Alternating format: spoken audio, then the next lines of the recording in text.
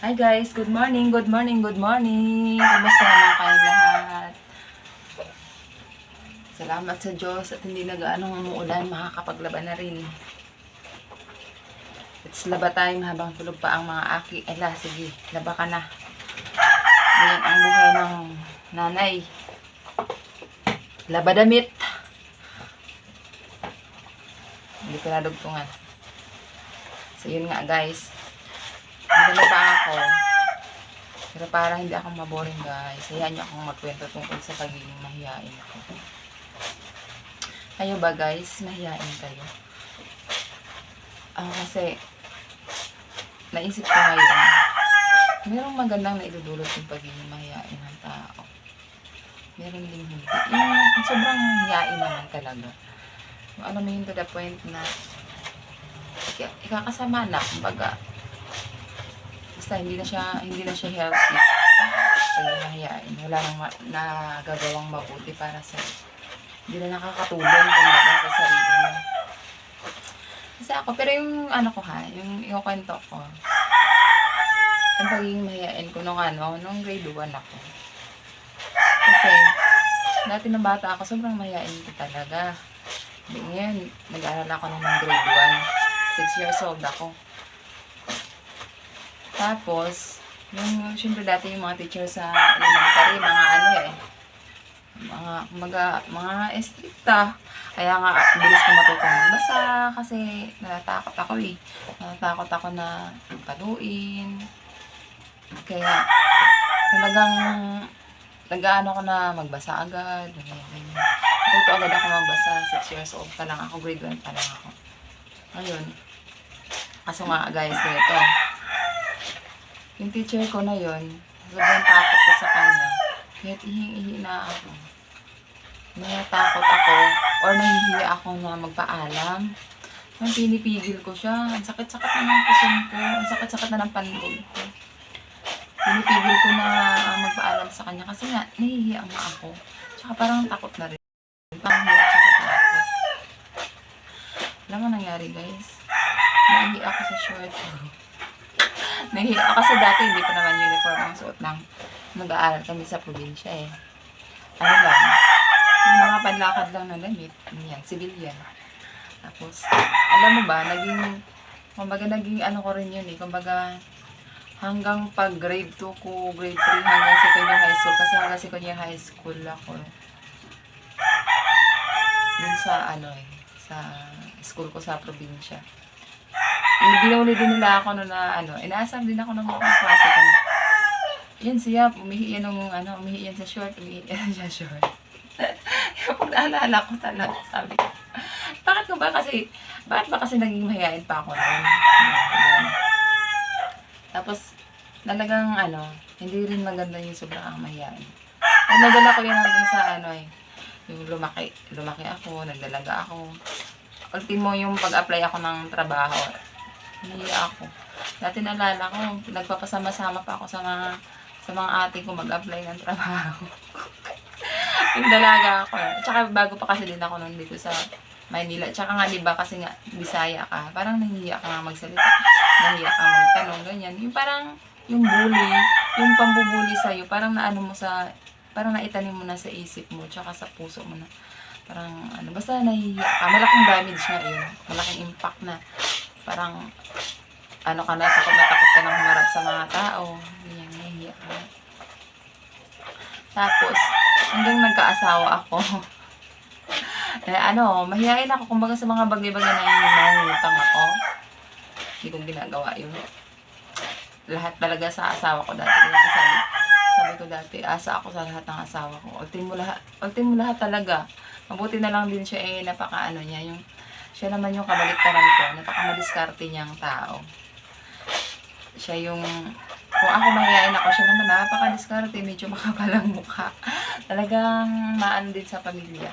Kaya nung time na nawala siya, para akong nag-uumpisa sa wala. Yung zero talaga. Tapos, yun nga yung attitude ko na ganyan. Doon ako natutong mangutang. Natutong magpakapal ang mukha. natutunan ko lang magbiyahe mag-isa. Nag-apply kasi dati, papasok ako ng trabaho nun sa Makati kasi nag-work ako nun. Isang araw lang naman ako dun sa Makati. Kasi parang sinapol kami. Alam mo, Diyos, kasama ko pa siya. Kasi nga hindi ko alam paano magbiyahe papunta doon. Kasama ko siya, hatid niya ako. Tapos pag-uwian, sunduin niya ako. Sakto din yun kasi may nilalakad pa siya nun sa Manila. Paano kung ako na lang nga may isa? Tapos yun nga, nung nawala siya, ako na lang talaga lahat. Yung hindi ko pa kayang maglakad-lakad ng mga papeles na kailangan niya. Kasama ko yung yung kapatid niya, hanggang sa yung matagal na, natuto na talaga akong mag-isa. Ngayon, unti-unti na kumakapalang mukha ako. Sabi ko nga, kasi may nagmana sa anak ko sa pagmahiyain ko. Kasi tatlo yan silang malalaki na, yung bunso maliit pa naman. Tatlo yan silang malalaki na, yung pangalawa, masyadong mahiyain. Kahit sa mga tita niya, nahihiyang pumunta, nahihiyang makikain. Ganyan. Yung dalawa ko naman walang problema kasi namana niya sa papa niya. Sa papa nila yung attitude niya. Na kung saan maganda naman talaga yun kasi minsan kasi yung pagiging mahiyain mo, okay maging mahiyain ka ha. Pero wag naman yung masobrahan. Yung alam mo yung tipong basta magutuman ka, hindi ka gagawa ng paraan, parang ganyan. Sabi ko sa anak ko, nak, wag mo akong gayahin na kasi kinakwento ko kasi sa kanya kasi yung experience ko dati sa pagiging mahiyain, ang pangit. Minsan naligaw na ako kasi nahiya akong magtanong. Ando na pala yung sakayan sa Libertad dati. Kasi nagbabiyahe ako papunta dyan. Pero nakakailan ng na ako nung nasakay, pero nakakalimutan ko kasi may pagkaparehas ng lugar, ng daan, parang ganun. Excuse me. Nasabi ko sa anak ko, huwag mo akong gayahin na kasi Diyos ko na, ilang beses akong naligaw dahil sa pagkamahiyain ko, tapos nakailang sakay pa ako. Yun na pala yung binabaan kong lugar na yun. Tapos hindi ako nagtanong sa mga driver o kaya mga sa guard ka kasi dapat talaga magtanong kapag hindi mo ano yung ganyan. Kaya wag kang maging mahiyain. Tama lang maging mahiya sa mga huwag kang gumawa ng, sabi ko sa kanya, mahiya ka kung may ginawa kang kasalanan na mali. May ginawa kang mali, ginawang kasalanan. May ginawa kang mali, doon ka mahiya. Pero kung wala ka namang ginagawang mali, sabi ko sa kanya, huwag kang mahiya na. Kasi, pangit yung sobra kang mahiyain. Kailangan din matuto kang makihalubilo sa mga tao. Sa kapwa mo, magkaroon ka rin ng mga kaibigan. Sabi kong ganyan. Kasi ang pangit din ng wala kang kaibigan. Sabi kong ganyan. Buti na lang ako kahit papaano ang dami naman namin magkakapatid. Tsaka syempre kung halimbawa na kung saan ako makapagtrabaho, may naging kaibigan naman ako, ganyan. Hindi lang talaga yung as in close na close kasi nadala na rin ako nun. Basta ikukwento ko sa inyo kung bakit. Sabi, one time, ikukwento ko sa inyo kung bakit. Ayoko yung masyadong close na kaibigan. Tama na yung nag-uusap kayo, ganyan. Yung parang sobrang talaga kasi hindi rin maganda na idol. Yun nga, sabi ko sa kanya, nak, wag kang gumaya sa akin na sobrang mahiyain na. Kasi, nako, hindi maganda. At lalaki pa naman din siya. Sabi ko pa naman, ang lalaki pa naman, dapat yun ang madiskarte. Pero sa buhay ngayon, dapat babae at saka lalaki madiskarte. Sabi ko, wag mo akong kayahin, napakamahiyain, hihingi na lang ng malunggay sa kapitbahay na hihiya pa. Yeah.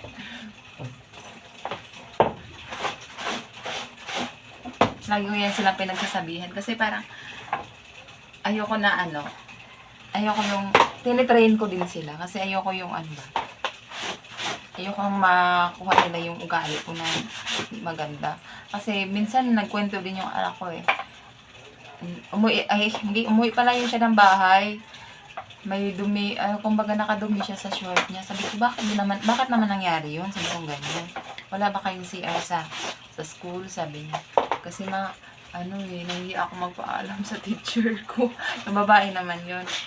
Siya, takot din siya sa teacher niya Elementary lang din siya, no.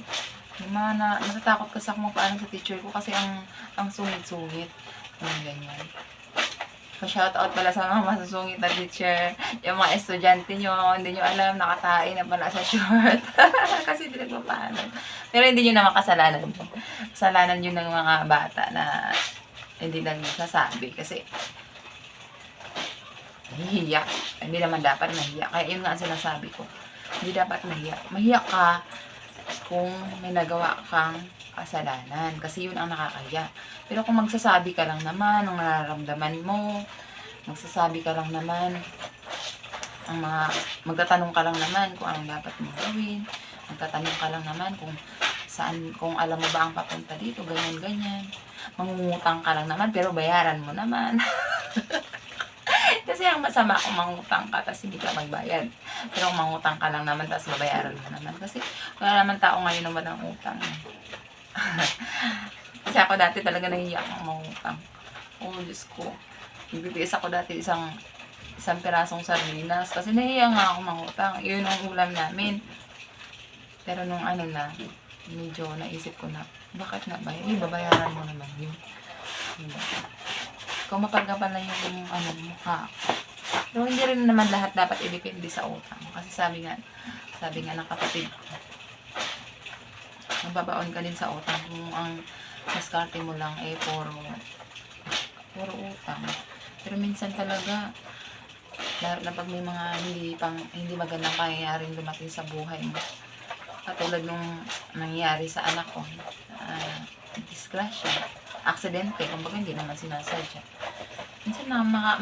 Minsan talaga kabit ka sa utang Pero magpasalamat ka na rin sa mga taong nagpapautang sa'yo. Blessings yun sa'yo kasi sa oras sa pangailangan mo may nagtiwala sa'yo. Kaya dapat hindi rin sirain hindi mo rin sirain ang tiwala ng mga nagpapautang sa'yo kasi kumbaga blessing sila sa'yo. Sila yung nakatulong sa mga times na walang-wala. Yun lang guys, medyo share ko sa inyo. Kasi, sensyahan nyo na rin ako kung magkwento ako. Napakalamla. Ano ba yun? Parang walang energy.